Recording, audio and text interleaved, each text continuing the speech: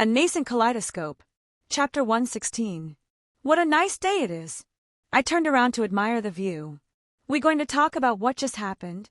The sun is shining, the birds are chirping. Literally no birds out right now, and the sun is setting as we speak. You know, it's the perfect evening to go for a walk. To the grim lands, I assume. Drake's flat voice was quite clear. What a wonderful idea, Drake. Of course, it has nothing to do with the woman we just saw, right? Woman, what women? Right, definitely not the woman you proclaimed you wanted to step on you. You say the silliest things, Drake. Are you really going to the grim lands to meet Salem? Jin looked at me with surprise. Drake convinced me. I replied, I hate you. I do not know the extent of your magical capabilities, but she is an accomplished witch. Do not underestimate her. Jin said sternly.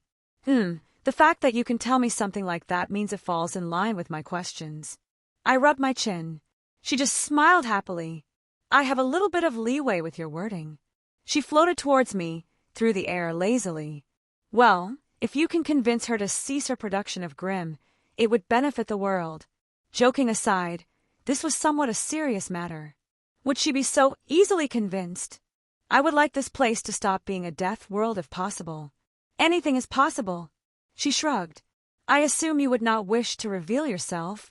The supposed queen of the Grimm, she probably knew about the relics. She shook her head. Want to go inside the boosted gear with Drake? Yes, please. She smiled brightly, turning into a wisp of smoke and returning to the lamp. Cute. I would tease her more later. Drake, you ready? Push it against the gauntlet. I pushed the two divinely created objects together, the gauntlet taking in the lamp. Oh, this is strange. I heard Jin's voice from within the gauntlet. Hang on, let me move the coffee table, so we can set you up properly. Wait, what? I'll show you around. We have the kitchen in the back, a game area in the lounge, and a spare bedroom, but it's currently full of some stuff I was storing. Give me a little bit, and I'll clear it out for you. You're fucking with me. Oh, what's this? Pool table. Nope, not going to fall for it. I just heard the both of them start giggling. This decision, maybe one I come to regret in the future. I ignored their antics for now, for I had something much more important to focus on. Taking out a mirror, I made sure my hair wasn't unkempt. I straightened my tie and checked for any unwanted creases in my clothes. With a nod of satisfaction, I took out my hat and sat it on my head. With Mirage in my hand, I swiped the sword through the air, creating a new portal to a new location on Remnant. The darkness practically seeped out as I stepped through. As if in a perpetual twilight, the place I found myself in was blanketed in a dense aura of darkness that didn't allow much light through. Immediately, several figures charged at me. Grim, large ones. They were basic Beowulfs, except many more bone protrusions, and much bulkier. There was a term for this. I believe they're called alphas, a more advanced version of a very basic breed. I didn't pay them much mind. They looked to be sturdier than the average, but their speed still left much to be desired. A slight movement to avoid claws crashing down at me, and a quick swipe of my sword decapitated them all the same. I hummed to myself as I gathered another soil sample. I had a feeling this one would be particularly noteworthy when they were all studied together. But that was for later. I didn't want to get sidetracked. Turning to the north, I could see a large castle not too far away. I casually strode towards it, Grim being felled in my wake. I don't think any of the particularly smart ones moved towards me, as I felt some unique presences in the nearby forestry, which was surprising in of itself because Grim were hard to notice.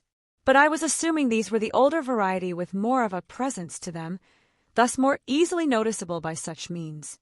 As I got closer, I noticed how ancient the place looked, and more importantly, the amount of magical energy that seemed to pulse off the entire structure. I had no doubt in my mind that it was being held together by magical means at this point. Welp, time to walk right into Amagus's workshop, or rather this world's equivalent. What could possibly go wrong? This is going to end horribly. Probably. I feel like we've been here before, like a very similar scenario played out not that long before. No idea what you're talking about. I smiled wistfully. The massive doors at the entrance creaked something fierce when I pushed them open, and as I walked in, the entire castle seemingly came alive. Strange, crystal growths lit up like lamps, The windows took on a strange hue, and the whole place felt like it was watching me. I didn't focus on it too much, because at the end of this huge room was a throne, and a red pair of eyes bored down on me atop it. I met her gaze. A small bit of interest was returned. Perhaps the novelty of her receiving a visitor all the way out here? Call me skeptical, but I don't think this place was exactly a tourist location. The Grimlands were no man's land. There were no settlements here, no life beyond what this woman allowed in the Grim that roamed. A whole continent forced into perpetual darkness that allowed nothing to thrive. I walked forward without hesitation, our gazes never leaving one another. I have come for the Queen of Grim. I declared my intentions. I was nothing if not theatrical when the opportunity presented itself. She showed a small movement, her head tilting ever so slightly as I called her out, amusement seemingly overtaking her previous interest. One of Ozma's champions. Her voice was calm but authoritative. It held the same grace that Artoria often presented when she decided to don her regal mask. I suppose he goes by Ozpin in this era. She continued, "Have you come to throw yourself at me? To test my immortality? Or did he not even reveal that secret to you? He was ever so good at making sure his pawns only knew the barest bit of information. Or maybe you are playing messenger." She quirked the smallest smile, one that threatened quite a bit of pain. Does Ozpin have words to say to me after all these years? No idea who Ozpin was, but it didn't matter. I walked a few more paces until she was only about a dozen feet in front of me. Any chance you could stop creating more Grim? I mean, it was worth a shot. She stared at me for a moment before breaking out in laughter. It was honestly kind of cute. I will admit, Ozma has never tried that particular approach before. She finally calmed herself down. I guess that's a no then. She had a humorous smile on her face. It has been a great many years since I've been made to laugh such as this. You are granted my mercy and may return to Ozma, though whether you can survive the Grim outside is left up to fate. She practically shooed me away. Actually, I have another question. She raised an eyebrow at me expectantly. And pray tell, what does Ozma wish to convey? Are you seeing anyone right now? Still no idea who the hell this Ozma was, but I would rather not flirt with someone who was in a relationship. That's just scummy. Whatever she thought I was going to say, that clearly wasn't it. The tapping of her fingers ceased, and she stared at me incredulously. Are you mocking me? Did Ozma send you to jest in my presence? Her eyes began to glow, a visible phenomenon of her drawing upon her magic. I no longer care why you have appeared here, be reduced to ashes along with all his previous champions. She raised her hand and an impressive amount of fire formed, sprang down on me. Oh boy, I apparently said something wrong. I flicked my hand, a greater ward cast to block the attack. The torrent only lasted for another moment, enough that she looked on in shock as I was left unmolested by her flames. She stood up from her throne, eyes widened at what she had just witnessed. With another wave of her hand, lightning struck out. It was easily deflected, another quick ward absorbing and dispersing it. She took a step forward. Ice burst out from her steps, covering the entire room in a thick coat as it began to form up like blades from the ground it burst at me. Runes flickered around my body. A wall of flames burst out to meet it head-on and melt away the magical attack. She took a few more steps forward, hand extended, and the gravity around me suddenly increased several folds. I instinctively cast a reinforcement on my body to counterattack the additional gravitational force, but it continued to increase, enough that the ground distorted at the epicenter. Mirage gripped in my hand. I swung up, pulling on the kaleidoscope to distort the space around us, diapering her momentary gravitational irregularity she created. It was surprising in the ease of which she could mess with gravity. Such a thing is considered a very high thaumaturgy back home. You? How is this possible? She stared at me as if seeing a ghost. You are no maiden, and it is not possible for Ozma to gift more magic with his reduced state. How did he acquire a man with magic? Okay, real talk. I have no idea who Ozma is. I admitted. She reached out, almost as if to touch me, and pulled away. You are not one of Ozma's? Nope. No idea who the fuck that was. She looked at me, studying my face for any kind of deceit. She opened her mouth, perhaps wishing to ask many questions that clearly brought a flurry of emotions to her face, but she hesitated for a moment before finally speaking. Who are you? Why have you come to my domain? Wilhelm Henry Schweinorg. I introduced myself, expressing proper etiquette to someone of royalty as I took my hat off. As for why I came here, I reached into my hat and pulled out a bouquet of flowers, holding them up for her to take. I believe I already answered that question. Her mouth hung ajar, seemingly incapable of believing what I was doing. With stiff movement, she reached out hesitantly and received the bundle of flowers, unsure of what to do with them. She stared at them for a moment before sweeping her gaze around the room, pursing her lips, and mulling over something before speaking again. You are offered guest rights in my domain. She spoke evenly. No Grimm will attack you here while you are under my aegis. Huh, well this somehow worked out.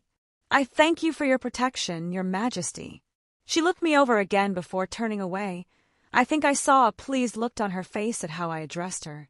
You shall follow me to the dining room, she stated, leaving no room for rebuttal. I just shrugged as she led me through her castle. Truthfully, I didn't care where she was leading me right now, as long as I can keep watching that sway. I don't think even Scat-Hack had anything on that bounce. Eventually, she led me to a room with a large table, as one would expect it in such a castle. She gestured for me to sit down at one end, and I obliged as was etiquette. She extended guest rights to me, and I would be polite. She sauntered off somewhere, only to return a moment later, a glass vase half filled with water and the flowers I gave her sticking out of it as she sat it down on the center of the table. Taking a seat opposite of me, there was an awkward silence that now filled the room. You possess magic. She finally spoke, clearly having many questions. Yes, I said plainly. Are there others? She asked hesitantly. I shrugged. Who knows? She pursed her lips, clearly not liking my answer. Why are you making more Grimm? She raised an eyebrow. Who knows? She replied, mimicking my tone. Touché. Well, I could tell right away that this was going to go nowhere fast. Might as well try for a change of pace. How about a game? A game. I wanted to know some stuff about her. She wanted to know some stuff about me. One person asks a question. The other person has to either answer it or pass, and that question cannot be asked again in any form. If you pass on one question, you must answer the next one no matter what. We each take turns ask the other a question. And what is to stop either of us from lying? Pride, I offered. She paused, mulling that over. I accept. Who shall be going first? That was technically a question.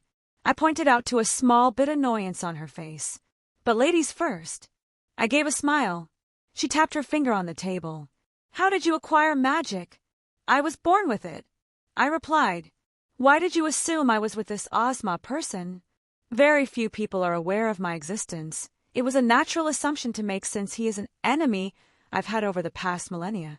She stated, Are there others like you, born with the capability of magic? Yup, I said plainly. I could tell she was kicking herself for not asking a more thorough question here. Do you live here all by yourself? I have subordinates who come and go with my orders. She chose her words carefully. Who taught you your spells? Such skills are hardly self-learned. My grandfather, I said lazily, much to her surprise.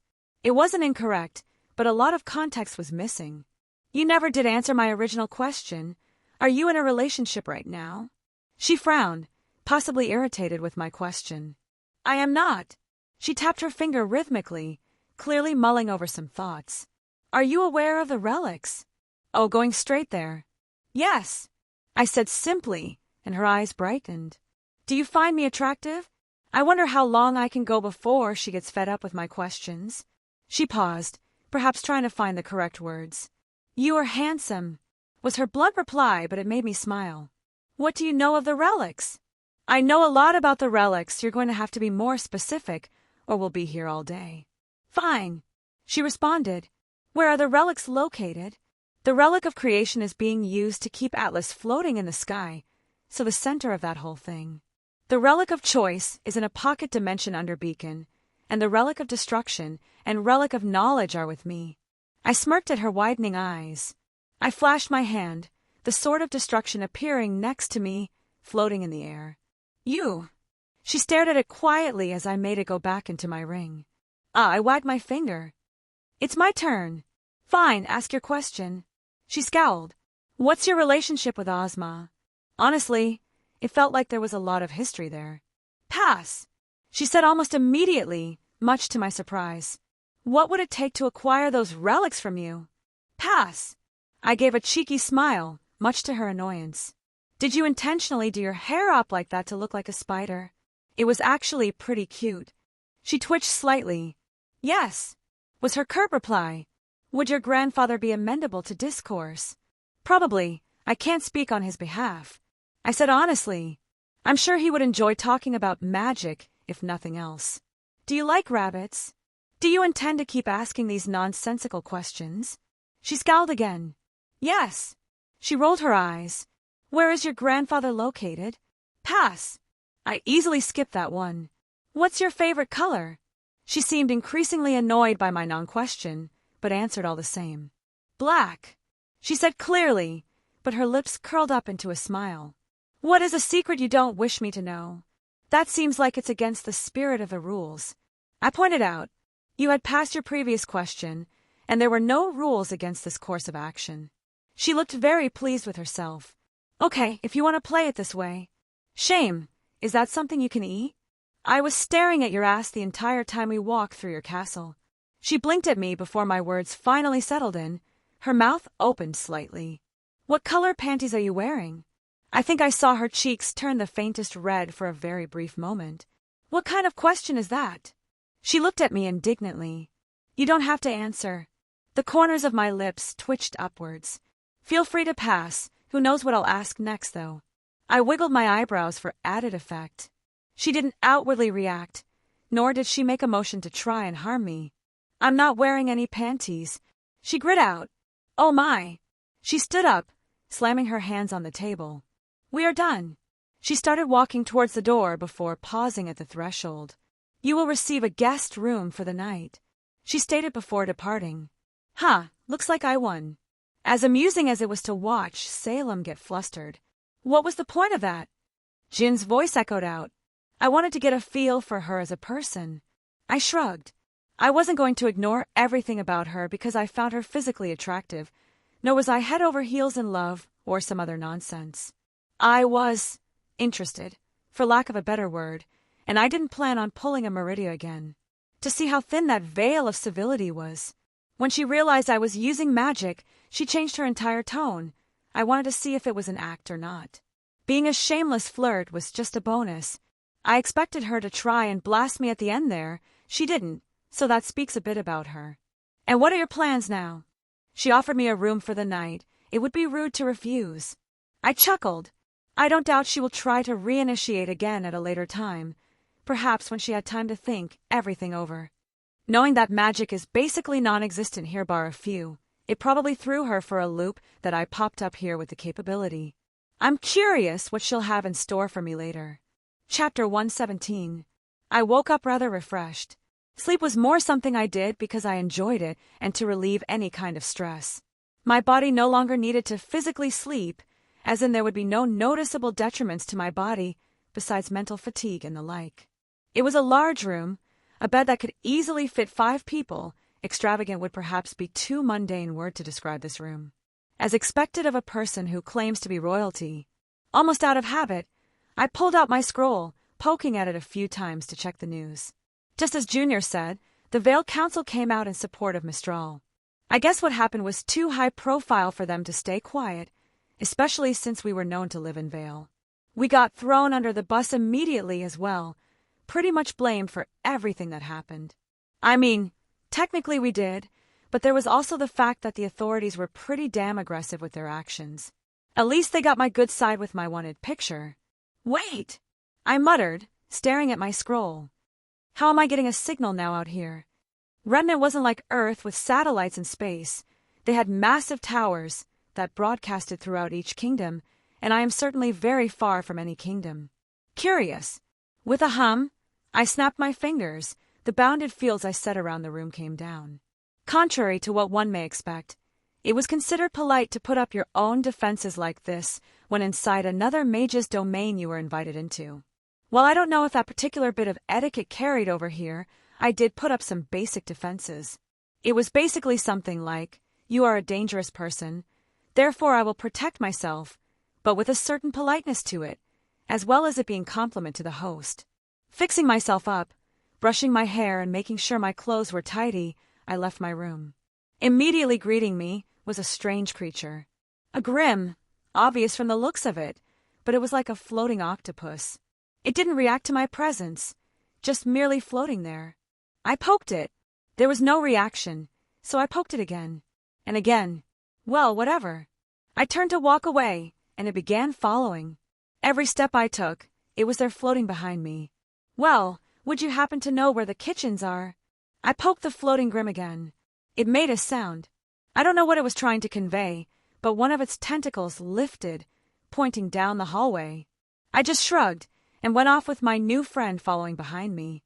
The kettle hissed, steam shooting out. Would you like some tea? I eyed the person who entered the kitchen out of the corner of my eye.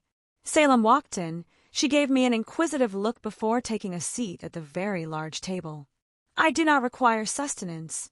Needing and wanting are two different things, I replied, putting a little bit of sugar in my cup before stirring it. I technically no longer require sustenance either, but enjoying the taste of food and drink is one of life's pleasures. If you are offering, then I shall not refuse, she said plainly. I poured a second cup and took it down to the table, setting it in front of her as I took a seat nearby. Oh, before I forget, I waved my hand, allowing a small platter to appear between us.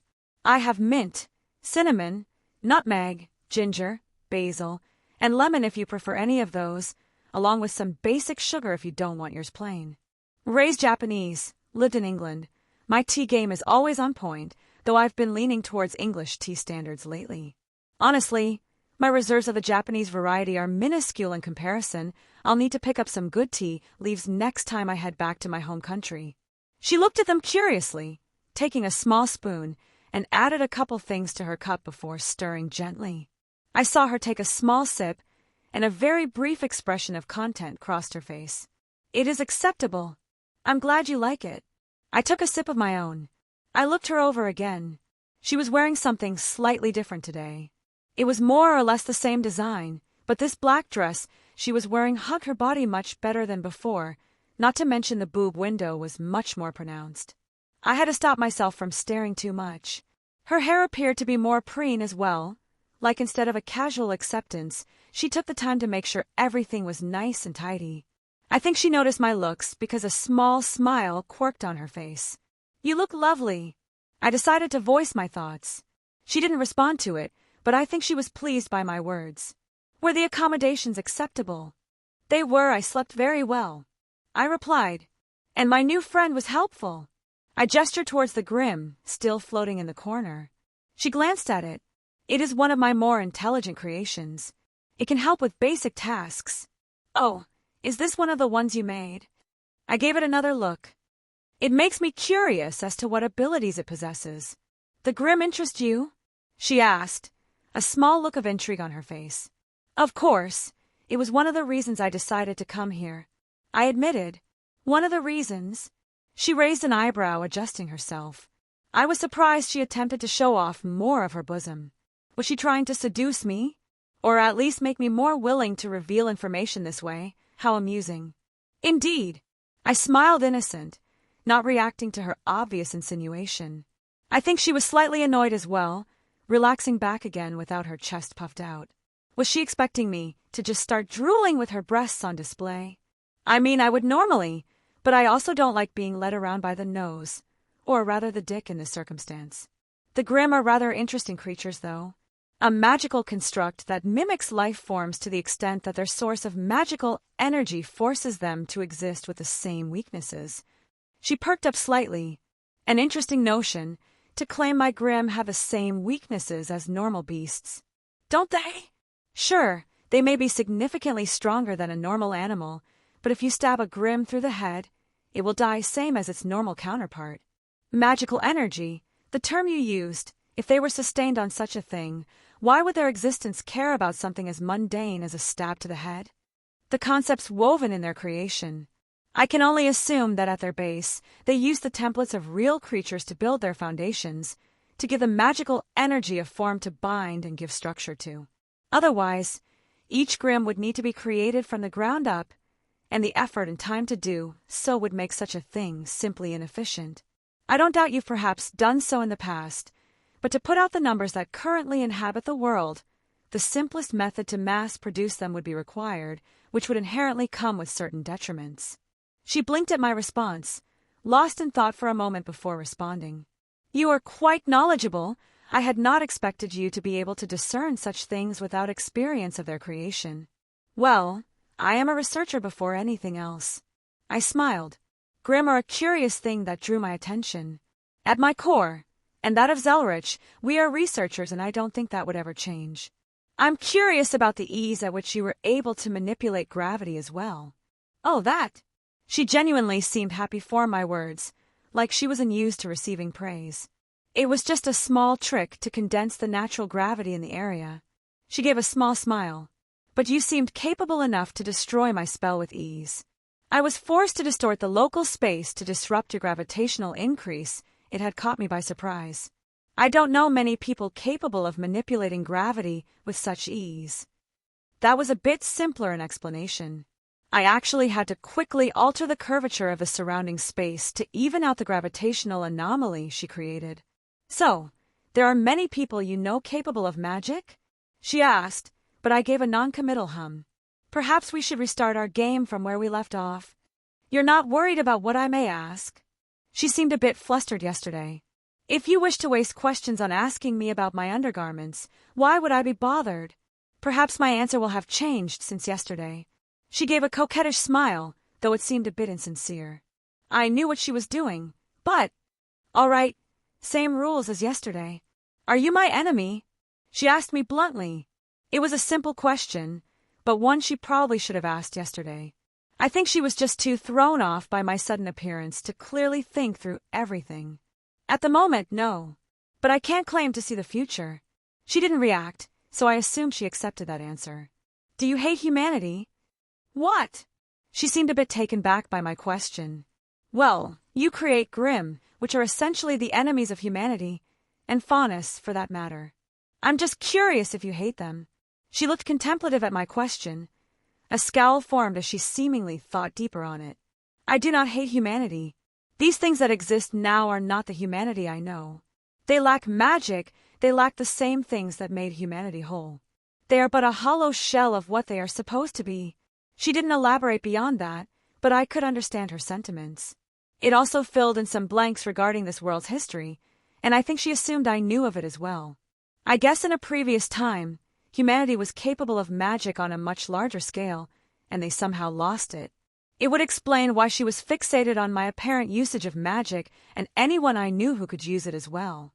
What were your intentions in coming here? She finally asked, which was another question that should have been answered yesterday had she had more time to contemplate. I wanted a measure of the person who ruled over the Grimm. I responded, What is your end goal?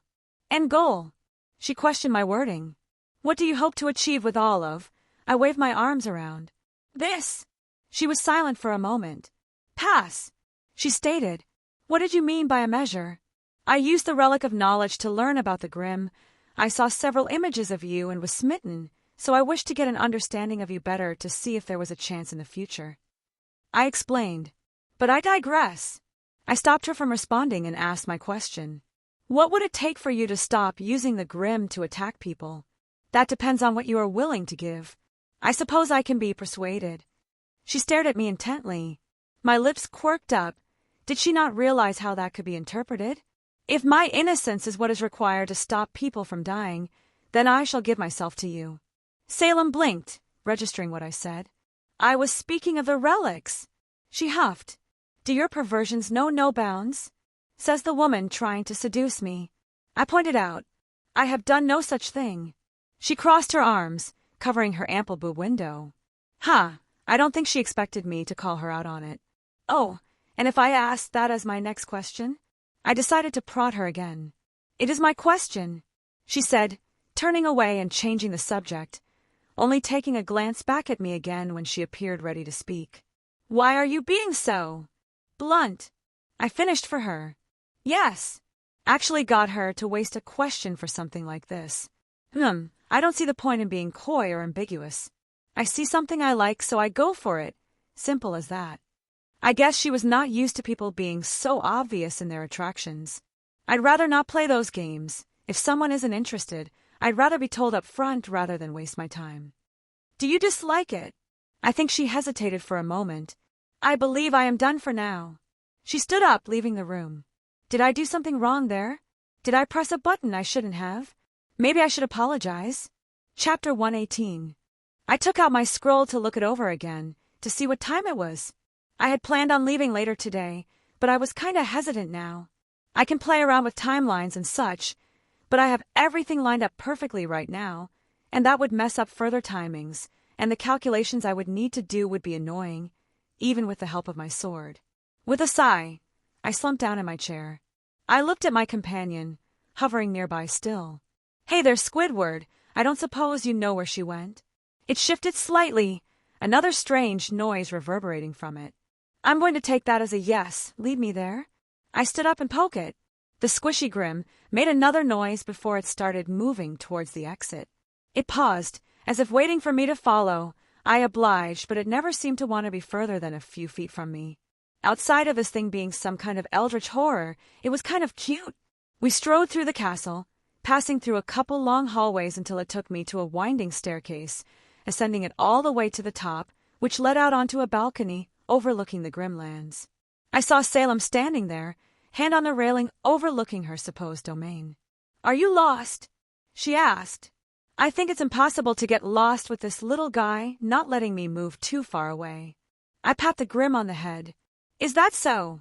She didn't bother giving another responding, not even turning around. I stepped forward until I could look over the railing, though keeping a few feet away from Salem. It is a lovely view, all things considered. I decided to take my scroll out and snap a few pictures. I'm surprised I have a signal all the way out here. She glanced at the scroll in my hand briefly. One of my subordinates is talented with such technology. He was able to set up one of those towers on a smaller scale. I guess you don't use it much? I asked. No. Why do you ask? Well. I scratched my cheek. I may have become a little famous in the past few days. If you didn't recognize me, it wasn't a hard guess to make. She tilted her head slightly. I believe one of my subordinates mentioned that a popular competition was due soon. Is that perhaps what you are referring to?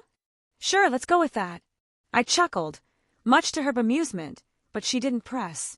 I figured she would probably find out later. But the tournament is rather popular.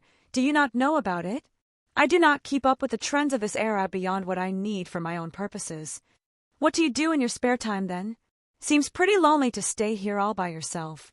I read, or I practice my magic. She stated.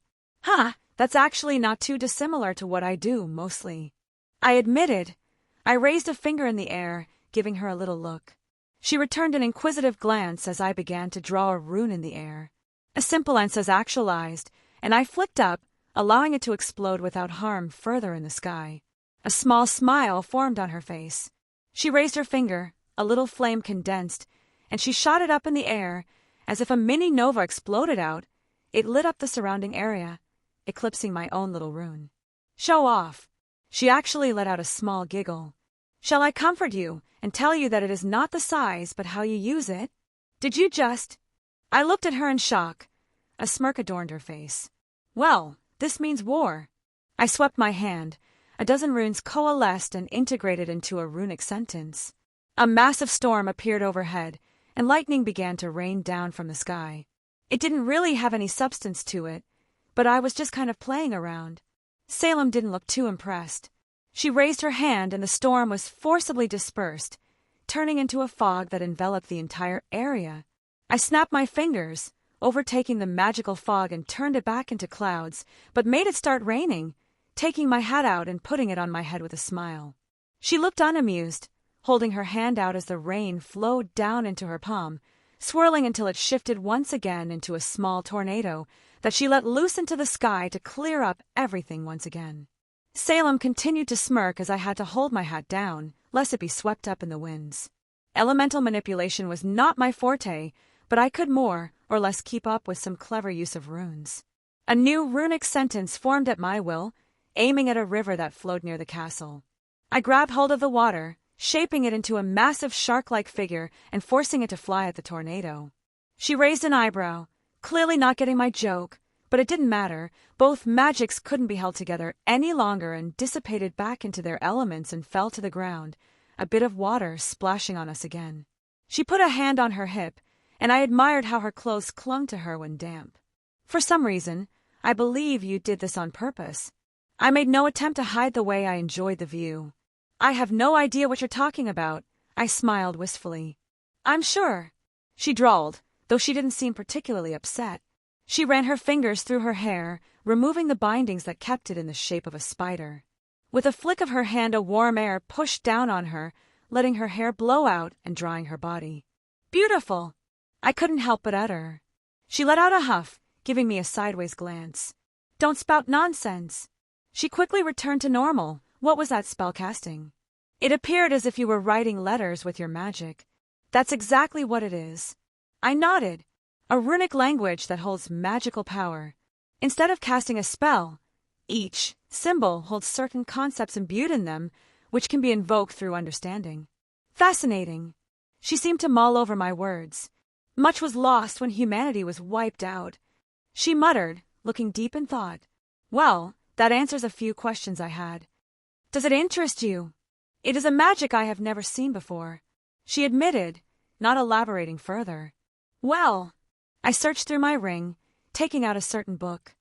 Would you accept this gift from me then? It was a book on basic runecraft, not worth much back home. But she looked at it in shock, taking a hesitant step forward, fingers caressing the cover before pulling back and eyes meeting mine. What boon do you wish in return? I didn't really expect anything in return, but I guess this is a good opportunity. Would you be angry if I asked you to stop using the Grimm to attack humanity? Worth a shot if nothing else. She paused, eyes staring deep into mine. Fine, I will make no move with them for the foreseeable future. Really? I asked in shock. Though her words were ambiguous, I didn't think she would use any loopholes. From what I understood, she took pride in her own word. What? Do you think I make a conscious effort to have them attack any humans they come across? She snorted. I can control the Grimm. Those in my immediate vicinity require no effort on my part to command, but to control them over a vast distance I must focus intently upon them, especially so if they are of the older variety. I see, most Grimm are just acting on their basic instincts. That made a lot of sense now that I thought about it. How much effort would it actually require to constantly give directions and orders to every Grimm on the planet? And it wasn't like she created them initially. They were operating under the original directives of that god when she didn't usurp them for her own intents. Indeed, she replied. Do you regret your choice? You could have asked for something more. Instead, you asked me to spare those lesser things. I could understand her sentiments.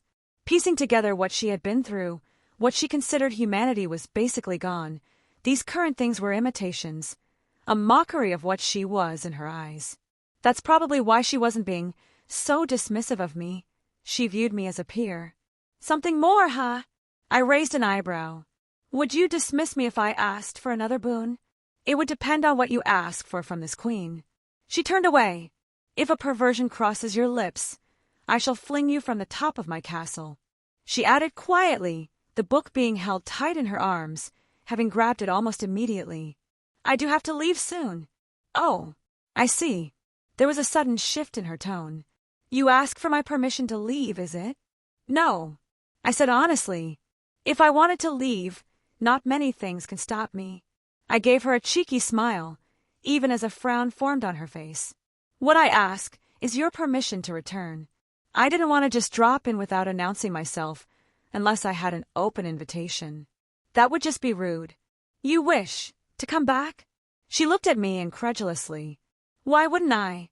She seemed at a loss for words. Do what you wish, she said in blunt dismissal, but for the briefest moment, I think I saw her smile. Stepping out of the gates of her castle, I looked up to see Salem watching me. I began walking until the castle was no longer in view. No Grimm dared to approach me. I didn't even sense any within my vicinity. What did you think of the Grimm Queen? Jin asked. Strange, I admitted, and not what I expected. What did you expect? Evil, I suppose. Frankly, She seemed more apathetic than anything. I don't know her exact goals, but she didn't really seem to have a hate-on for humanity, more that they were just not worth her time. Seemingly nothing more than ants in her eyes. Her smile was also very pretty, but I kept that to myself. She was really thrown off by my presence. Based on what she said, I can guess that magic-wielding humans are practically non-existent here. I would do my usual spiel if you wanted to ask a question, but thankfully, I am not forced to utter those words once my questions are used up for the century. Her happy tone filled my head, basically telling me she wouldn't answer one way or the other. Well, I'll be seeing her again. I muttered. I won't deny that I'm a bit taken with her. No, really. Maybe I can bribe her into completely giving up her usage of Grimm and to stop their production for good? She did look like she was having fun when you both were playing around with magic. Jin pointed out. Yeah, I doubt she had anyone to do something like that with in a long time. It made me question how old she was. From the information Jin gave me originally, Salem had some type of immortality. Well, I'll just shelf all this for now. I'll come back here in a few months when the heat dies down and visit Salem again. For now, though, I believe it's time to take you on a little adventure. I am excited. Jin's words were simple, but the tone in which she said them was very telling. I just chuckled, taking out Mirage and opening a portal back home. I missed Artoria, and I was going to see Meridius soon as well. I didn't say it, but I was also very excited. Chapter 119. Jin's lamp hung from my belt as I walked into Zelretch's home. The change in universe was felt immediately. It didn't hit me as hard anymore, but the change was impossible to ignore in that split moment of aligning yourself with the world line. Home sweet home. I looked around, eyes landing on the other occupant. Will! Artoria leaned around the corner, head poking out from the kitchen, before stepping over. I didn't wait as I moved towards her and claimed her lips. The muffled noise of surprise didn't last. She returned my affections almost immediately, her arms finding themselves wrapping around my neck. My own made their way down to her hips. I hesitated to explore any further and just decided to enjoy her taste for a few moments longer. Ahem! Someone very vocally cleared their throat behind us. Artoria very quickly broke off the kiss, turning to face the newcomers. Her cheeks flushed a deep red. Lord Zelretch! She managed to squeak out. Hey, Gramps! I opted to wrap my arms around her, chin resting on her shoulder. Am I interrupted something? He asked with a twinkle of amusement in his eye. Yes, I replied without any shame. Get a room. Rin gagged right behind him. If you insist. Will! Artoria made another noise of embarrassment. I could only chuckle, giving her another kiss on the cheek. It was too fun to tease Artoria. Regardless, your timing is impeccable, Zelretch stated, taking a seat on the nearby sofa. Come, I'm curious of your time spent on that world. He gestured to the seats as Rin also took one. It was fun. I plopped down in a seat, Artoria sliding in next to me. Well, I'm a bit tired, but it was a good experience. I also gained some nice stuff. I waved my hand. The sword of destruction hovered nearby. New sword. Zelretch looked intrigued as he leaned in to get a better look. Artoria inspected it as well. It doesn't appear to have seen much use in combat. I would assume it to be a decorative piece at first glance, if it did not have such a large presence to it. Divine in creation. I said plainly. Oh, so there were divine beings in that world. Zelretch muttered to himself. I had a theory, but no evidence to back it up. Yeah, they apparently left the world for a long time. What do you mean, left the world? Rin asked. Like, did they leave the dimension, world line, or did they leave the planet and go somewhere else in the universe? I blinked for a moment. You know, that's a good question. I rubbed my chin. I hadn't actually given it much thought since they left the place in a pretty bad state. I sighed thinking about how the people there didn't even know what was going on. The planet isn't going to last much longer. It's already showing signs of being on its last leg. I withdrew a few dust crystals, floated one over to each of them. Ah! Zelretch didn't react outwardly, but I suppose he had a similar reaction to me. This composition is interesting, though. It's weaker than I would suspect something like this to be. Yeah, but it makes up for that in quantity. I put a container of dust crystals on the table in front of us.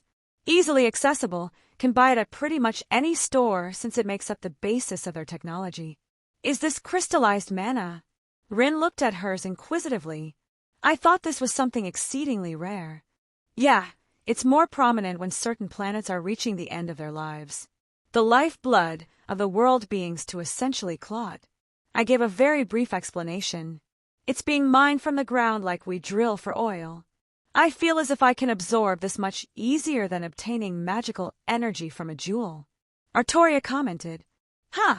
I tilted my head, mulling that over. I hadn't actually thought of that. It's more pure, so it would be easier for you to assimilate. Artoria smiled lightly. I do have a question going back to your sword. She gestured at it still floating there. It's giving me a strange feeling. Oh, I almost forgot. I snapped my fingers. Old man, I managed to get my bloodline power out using the sword as a catalyst. Oh. He perked up. Yeah, it was actually called the Relic of Destruction before I acquired it. It held similar concepts, so I was able to finagle a means to do so. Bloodline? Artoria asked. Does it have to do with you being a half-devil? Rin looked at me. And it's still strange to think about, you're so human. I finished for her with a small smile. I didn't mean anything by it, she said defensively.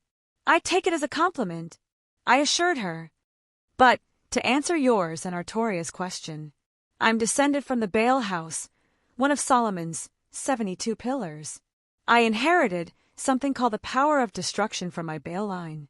Exactly as the name implies, it destroys things on a conceptual level. I reached out, grabbing the sword. I channeled my aura to ignite my power of destruction, letting it coat the blade. I'm still learning to control it properly.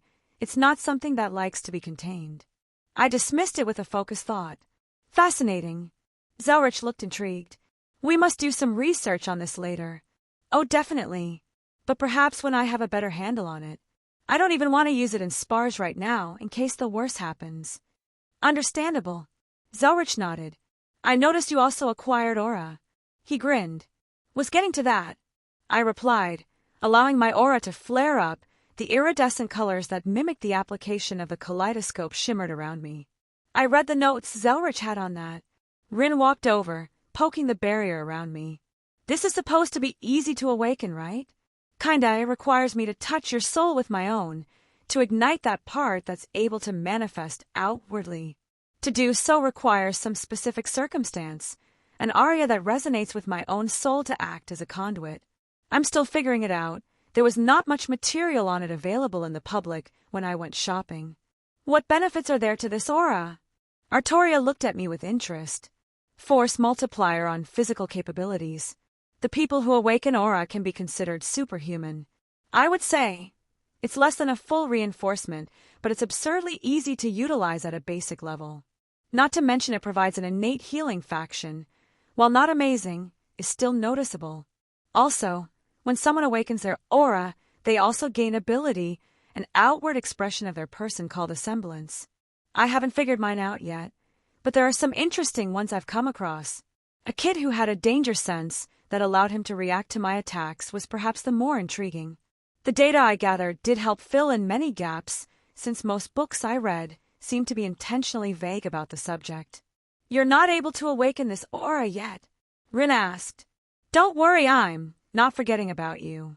I did bring a bunch of books back, and intended to figure it out. Worst case, I know some people back on Remnant that can hook you up with a quick trip. And there are no side effects? Zelretch inquired. Not that I had tested for. Granted, I mostly checked for the obvious things over a short time period, but my magecraft was unaffected, and my circuits actually activated with a slighter ease and without much of the usual burning. What an interesting interaction. I assume you documented everything. Of course. I rolled my eyes, producing the notebook I used. I tossed it on the table for him to peruse later. Oh, I also discovered that magic exists there, though not in the capacity that we're used to. Apparently the original humanity that could utilize it like in our Age of Gods was wiped out, and only a handful of users remain, pretty much none of which were male. Why were there no male magi? Rin asked. No idea. I shrugged. I only pieced together a few things after meeting with an immortal witch there. I decided not to delve into the time I spent with Salem. I did also acquire some interesting things other than magical applicable stuff. I withdrew a jar of syrup and took out my scroll. Their technology was interesting as well. They were able to measure people's aura down to a number and track how much someone had based on percentage at any given time. Also, I found the sap in a place called the Forever Fall Forest. Was a beautiful place. Did you acquire the stuff I asked for?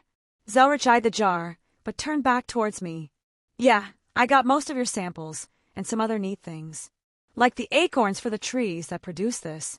I gestured towards the jar. Well done. Zelretch gave me a nod of appreciation. Artoria inspected the jar of sap. I gave her a nudge, a go-ahead to try it. She dabbed her finger into it before bringing it to her mouth. It is delicious, she muttered, eyeing it dangerously. I was very tempted to take her lips again. They seemed even more invited as she licked them after enjoying the sweet treat. Pushing those thoughts away for now, I piled up some books I acquired for later reading. It was probably better they get a more in-depth info dump themselves than my brief explanations. And now, I clapped my hands, gaining the attention of everyone. I brought someone back with me. I took the lamp off my belt, holding it up. Jen, why don't you come out and meet everyone? I gave it a little tap. The blue smoke bellowed out. The genie girl floated down onto the ground. They all looked at her in mixes of surprise and interest, but there was one thing that threw me off. Why are you wearing clothes? She was wearing a rather stunning blue dress that matched her complexion quite well. Everyone turned to look at me. That came out wrong, I said sheepishly. Oh my, if my master wishes me to present myself in a state of undress, I will have to accept. Jin barely held back the amusement in her voice. Schweinorg, I gave you one job. Rin deadpanned. Oh, do I have yet another granddaughter? Zelretch ginned happily. Will. Artoria looked at me, a very thin smile on her face. Explain, please. She always popped out naked from her lamp. It caught me by surprise. I offered. Jin just giggled, and I think Artoria realized I was being taken in for a jest. It's a pleasure to meet all of you. Jin looked ecstatic to see all the new faces. The pleasure is most definitely ours. Zelretch stood up, walking towards the genie. I am Kister Zelretch Schweinorg. He offered a hand to Jin, who accepted it heartily. I am this boy's grandfather. He's a bit wet behind the ears. I hope you take care of him in the future. I am Jin, spirit for the relic of knowledge. She gestured to her lamp still in my hand. Every century I can answer 3 questions not pertaining to the future. There are currently no questions available remaining. She introduced herself. Amazing. Zelretch admired her. If it were anyone else, perhaps I would be upset about the ogling something that was mine, but I knew for a fact that he was interested in her makeup, not her appearance. Artoria spoke up next. Greetings, Jin. I am Artoria Pendragon. Please refer to me as Saber in public. I am Wilhelm's girlfriend and servant to Rin. So many new and interesting things here. She looked at Artoria in wonder. It is a pleasure to meet you, Artoria. I'm sure we'll get along great in the future. She smiled mirthfully, giving me a wink. I'm Rin Tosaka, Zelretch's apprentice. Rin's introduction was blunt, but she wasn't impolite. Apprentice in what? Jin tilted her head. He's teaching me his magic, Rin said with a small bit of pride in her voice. Jin's eyes lit up. So magic is widely available here. Sorta, I interjected. Don't worry, we'll get you caught up in no time, I assured my cute genie. Wonderful, I wish to hear more about you as well, Miss Jin. Zelretch finally broke from his deep thoughts. And the adventures my grandson got up to over in your world. Jin paused for a moment, eyeing me, then looking down at her hands. I think I am less restricted than I was before. Really? Perhaps some kind of limitation that was imposed based on the world you were on? The gods that created you clearly did not foresee you being whisked away to another universe. Some kind of loophole in your programming? Fascinating. We'll need to test this out later. The corners of Jin's lips curled up as she faced Zelretch. I would love to tell you all about Wilhelm's adventure in Remnant. The tone in which she said that made me hesitate. There's no need to talk about everything. It's a rather bore. Oh, wonderful. Why don't you regale us with tales from your home? Zelretch looked at me, mirroring the look Jin had. He clearly knew something. That shit-eating grin was mine, and I recognized it immediately. Well, fuck. I would be delighted, Jin replied. Chapter 120. This chapter is slightly NSFW, but there are no lemons. And then he threw the dildo at the bullhead, making it crash into the street. The words were met with silence. Jin had a wide grin on her face, eyes meeting mine. I let out a sigh, head falling into my palms. Going to spank her later. Fuck me, she's going to fit in perfectly with us. Well, you had an interesting adventure. Zelretch didn't even hide the amusement in his eyes as he looked my way. I have no words. Rin added. I don't have a state of mind to properly comprehend the words I just heard. What is a dildo? Artoria asked, complete seriousness on her face. We all turned to her as she started to turn a little embarrassed. Rin leaned over, whispering something into her ear. Progressively, Artoria's face got more and more red. Honestly, I thought steam was going to shoot out of her ears at some point. Truthfully, Jin really did know how to weave a tale. She merely retold everything that happened, but it was captivating coming from her. I wonder if that had to do with her nature as a spirit of knowledge. As fun as this is, I think this is where I step out. Rin stood up. I need to finish up a couple more things before I'm ready to head out from here. Well, I don't fault her for that. She's probably excited for her trip off-world. I'll take a look at what you've prepared later. Rin gave a nod as she headed towards her workshop. Well, it was an interesting story. Zelretch smiled mirthfully. I do look forward to hearing the rest of it another time. Zelretch sent me another look like he knew she hadn't told him everything yet. Fuck. I'll never live that comment about Salem down. Why don't I show you to my library, Miss Jin? Zelretch offered, turning to my genie. Honestly, even if he wasn't on board almost immediately with her being a new constant in our lives, when she revealed her origins and desire to break away from Remnant, none of them could help but have sympathy for her situation. Grandfather, I would be delighted. Jin clearly held herself back from squealing in delight. I ignore the grandfather comment. I've pretty much come to accept that part of Jin's personality at this point. And Zelretch just enables her even more, and I seriously think it's because he enjoys being called that. Knowing his life, I can't really fault him either. Family was a foreign concept for us throughout our existence. We found it where we couldn't Ark and Rin, but we had no blood relations. Hell, he tried to latch onto Altruge. Even with her nature, he couldn't give up on her. Regardless, still going to give that blue but a spanking. As they left, I turned to Artoria, who still turned beet red and looked away. So freaking cute. Warning, slightly NSFW ahead.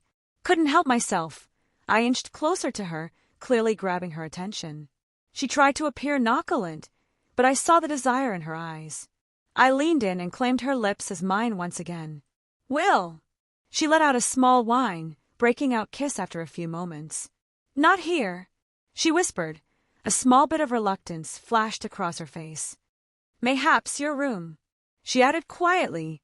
I was surprised that I stalled for a moment, but my brain rebooted in seconds as I grabbed her hand and led her to my personal space. It wasn't anything fancy, and I had yet to decorate or anything here. Really, the only thing of note was Drake Jr. sitting on my nightstand. Despite part of me wanting to, I didn't throw her on my bed right then and there. You know, I sat down on the edge, inviting her over. This could be interpreted several ways. She grabbed the hem of her skirt, looking more bashful than I've ever seen her. She can get flustered easily when things of romantic nature pop up, but this was a genuine nervousness. I wished to try and be more intimate. She sat down right next to me, eyes barely able to keep in my direction. Artoria, I said gently, there are no expectations from me. I don't want you to push yourself faster than you're comfortable with.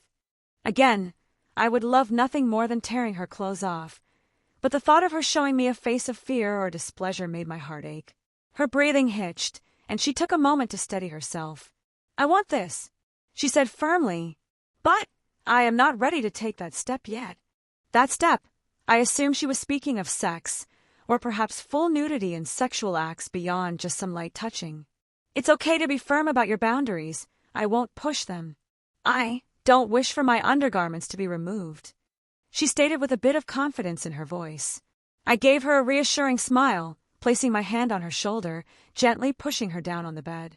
She didn't fight me, taking a spot on her back, looking up at me expectantly. I moved on top of her, our faces only inches apart, her breath even tickling my nose. My left hand moved down as I placed a gentle kiss on her lips. Artoria's body shuddered when my hand squeezed right above her knee. Her bare skin was warm to the touch, nowhere were her leggings to be seen. She had worn something similar, if a bit different than her usual attire, branching out but staying within a certain scope of familiarity. Slowly, my hand crept up her leg until her skirt began to push up with it, her unblemished skin being caressed all the way up her thigh. I took a brief moment to enjoy the way she squirmed under my touch, the anticipation written clear on her face. She made a tiny sound when my hand finally met the soft fabric hidden underneath her skirt. My thumb brushed against the waistband of her panties. I wasn't going to push any boundaries of hers here, and I doubt she made the consideration of my rubbing between her legs regardless of the cloth blocking me. Instead, my hand went below, grabbing a handful of flesh as I gave her rear a nice squeeze. Despite her petite size, she had a very ample, but the extent which was hidden beneath her usual skirts was made clear when I stared to knead into her behind. "Will!" Her eyes stared into mine before she wrapped her arms around my neck, bringing me down into a deep kiss. For the first time, I felt her tongue push into my mouth. It was clumsy, maybe even comically so, but it didn't detract from the affection she put forward. Eventually we got in sync as our tongues intertwined. I don't know how long we got lost in that kiss, until eventually we had to break apart to breathe again, our deep breaths mirrored so closely to each other's faces. Placing another gentle kiss on her lips, I began to work my way down her neck as she leaned back with a small gasp, her inner thigh receiving my attention for but a moment. I decided not to move any further there. Taking my hand out from under her skirt, I sat up, overlooking her flushed face, my hands moving to grasp at her waist. Her eyes followed mine as I stared down at her modest chest. She gave me a slight nod, and I started to undo the buttons on her blouse. Artoria turned away as I unbuttoned them one by one, the only thing left being the blue and white bra that clung to her breasts. "They're not very big," she whispered, seemingly unsure of herself in this regard. "They're beautiful," I said in honesty, earning a bashful smile from her. It wasn't hard to guess that she was probably a little self-conscious about her size, but frankly they were wonderful, and I wanted to assure her that I found every aspect of her attractive. My hand slid up, gently squeezing them through her undergarment. There was definitely enough here to fill my palms. "HN." She bit her lip as I began to play around with her cleavage. Even through the fabric of her bra, I could vaguely see the outline of her nipples, her arousal. It only further emboldened me to massage them all around the fabric. She started rubbing her knees together, biting on her thumb. I was careful not to go too far, to push past where she was ready for, but even still, the way she was squirming under my grasp made me realize how sensitive this area was for her. "Wilhelm." She held her arms out, beckoning me back down to her. "I want you again." She was surprisingly direct, and I obliged all the same as our lips met again for another intimate kiss. NSFW over. There was no alarm, no sun peeking in through the windows when I finally opened my eyes. Realization of what had just happened coming back to me. I looked at the woman I had wrapped up in my arms under a blanket, her eyes haggardly blinking open at my sudden movement. "Morning," I whispered to my girlfriend. "Good morning." She smiled brightly back at me. Her hair was a bit of a mess, and I think I even had some drool on my chest. Yet this picture of her was absolutely breathtaking. "What are the chances that they didn't notice you stayed the night in my room?" Pressed my forehead to hers, closing my eyes. "Rin is going to be insufferable." Artoria groaned, her hands pulling on me tightly, not wanting to separate. "As his grandfather," I agreed. "And it's not like we did anything. Well, we did stuff, but clothes stayed on mostly. It was almost all kissing, or some light touching without being overly sexual." "Stop time," she muttered. "I wish." I kissed her nose. "But we can stay here as long as you want. That will only make matters worse." She sighed, finally pulling away. She managed to roll out of the covers, standing up. I was greeted by the sight of her in nothing but her undergarments. I sat up myself as she walked over to where her clothes were folded. She picked up her blouse, only stopping to look at me. "Did not you see enough last night?" Her beautiful face turning red again, even after everything that happened. I made no attempt to hide my wandering eyes. I'm never going to get tired of looking. I gave her a cheeky smile, especially with the way her panties stretched across her deceptively small rear. She had an extraordinary bounce to her even though she was a bit petite. She let out a small huff, doing up her buttons, but she didn't shy away from my gaze. I could only chuckle, standing up to find my clothes as well. I was only in my briefs at this point, earning a few looks from her as well, though she still hurriedly turned her head away when I noticed. Her mixture of bashfulness and fleeting moments of confidence were still so cute. This was really a big step in our relationship. While we didn't partake in each other's bodies beyond some cuddling, we did sleep together in the same bed. She knew all my facilities were offered to her, but I think she was still a bit too shy to use my shower and I didn't want to make it awkward myself, so I would hold off on it for now as well. Well, time to face the music. I raised an eyebrow, holding my hand out, letting her take a moment to fix her hair to the best of her ability. It is inevitable. She reached out and interlocked her fingers with mine. I pushed the door open, leading her out to the greater house. Immediately a couple pairs of eyes were on us. Well. Zelretch tapped his fingers together. Rin also joined in a knowing look on her face. Good morning, Saber. It's strange. You're wearing the same clothes as last night. Why is that? Rin. Artoria let out a small whine. Oh, how? Rin let out a haughty laugh. Look how refreshed you look. Was it as good as you thought it would be? Rin. Artoria squeaked with indignation, before huffing, a blush adorning her beautiful face. We didn't do that. She added on quietly. Boo! Rin pouted. Could Schweinord not get it up? I almost choked at that one. I can get it up very easily, thank you very much. Artoria looked like she wanted to crawl under a rock. I gave her hand a little squeeze in solidarity. Now, Rin. Zelretch interjected. Let the two love birds enjoy their first morning together. He said with a gentle voice. Thanks, Gramps, you. You can tease them after breakfast. Yup. I just nodded. That was about right for him. I'll get the juicy details later, Rin smirked. Artoria tried to hide her face, pressing her forehead onto my shoulder. I gave her head a small pat, much to her continued embarrassment. In an attempt to change the subject, how's everything looking for our trip? I asked. Good, I should be ready by tomorrow. Just wanted to double-check everything before we set out. Rin looked rather eager. Well done. I nodded. I didn't think I would have to babysit her on this matter. She was an intelligent young woman. Where's Jin? Asking about your side girl already, Schweinorg. Rin snorted. Artoria seemed content to stay out of it, buried into my side, away from Rin's teasing. Rin, just because I have a harem and you don't, it doesn't mean. I'm not jealous. Well, methinks the lady doth protest too much. I will gander you. Come at me, Tosaka. I made a bring-it-on gesture. I swear, you two are like siblings. Zelretch appeared genuinely happy watching us bicker. The looks he sent us were very disarming in its sincerity. It really brought home the fact that he thought of us as his grandchildren. Jin is still in the library.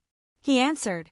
I did not want to separate her from that place with how happy she appeared with her nose buried within the volumes. Yeah, I can imagine.